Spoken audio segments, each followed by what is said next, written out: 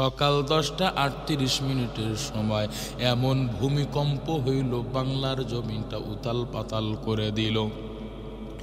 বাংলার জমিনটা ভূমিকম্পে উতাল পাতাল করে দিল রে মুমিন। এমন ভূমিকম্প, যেই ভূমিকম্পের কারণে গোটা দেশ কেঁপে উঠল। এমন অবস্থা হইল, মানুষেরা বিভিন্ন জায়গা থেকে ভিডিও ফুটেজ, এখন বর্তমানে মানুষেরা ভিডিও ফুটেজগুলো সোশ্যাল মিডিয়ায় পোস্ট করতেছে, দেখো দেখো ভূমিকম্প হয়েছে।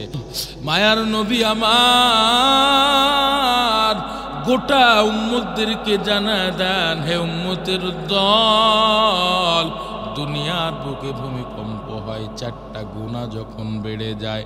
4টা গুনার মধ্যে 1 নম্বর গুনাহ যখন সমাজের মধ্যে মদ্যপান বেড়েই চলতে থাকে, আল্লাহ পাক ওই সমাজের উপরে, ওই মানুষের উপরে, বান্দাদের উপরে আল্লাহ পাক নারাজ হয়ে যায়। 2 নম্বর, যখন সমাজের মধ্যে জিনা ব্যভিচার বেড়ে যায়, এই মারাত্মক গুনাহের কারণে আল্লাহ বান্দাদের প্রতি নারাজ হয়ে ভূমিকম্প প্রদান করেন। দুনিয়ার বুকে আল্লাহ পাক ভূমিকম্প দেয়। 3 নম্বর, সমাজের মধ্যে যখন নাচানাচি বেড়ে যায়, ড্যান্স যখন বেড়ে যায়, আল্লাহ পাক বান্দাদের প্রতি নারাজ হয়ে যায়। মায়ার নবী রহমাতুল লিল আলামিন 4 নম্বর গুনাহের কথা বলেছেন, যেই গুনাহের কারণে আল্লাহ পাক বান্দাদের প্রতি নারাজ হয়ে যায়, বান্দাদের প্রতি আল্লাহ পাক অসন্তুষ্ট হয়ে যায়। সমাজের মধ্যে যখন গান বাদ্য যখন বেড়েই চলতে থাকে, আল্লাহ পাক ওই বান্দাদের প্রতি নারাজ হয়ে যায়, অসন্তুষ্ট হয়ে যায়।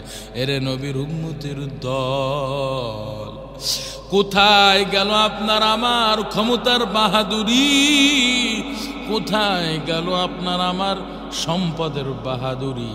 এই যে আজকে সকালবেলা, সকাল 10:38 সময় এমন ভূমিকম্প হইল, বাংলার জমিনটা উতাল পাতাল করে দিল।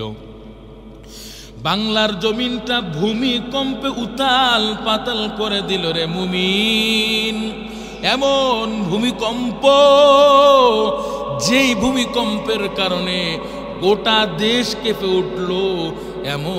এমন অবস্থা হইল, মানুষেরা বিভিন্ন জায়গা থেকে ভিডিও ফুটেজ, এখন বর্তমানে মানুষেরা ভিডিও ফুটেজগুলো সোশ্যাল মিডিয়ায় পোস্ট করতেছে, দেখো দেখো ভূমিকম্প হয়েছে।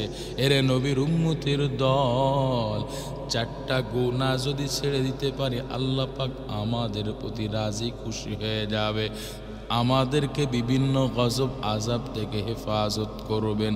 আল্লাহ পাক আমাদের সকলকে কবুল করেন, বলেন আমিন।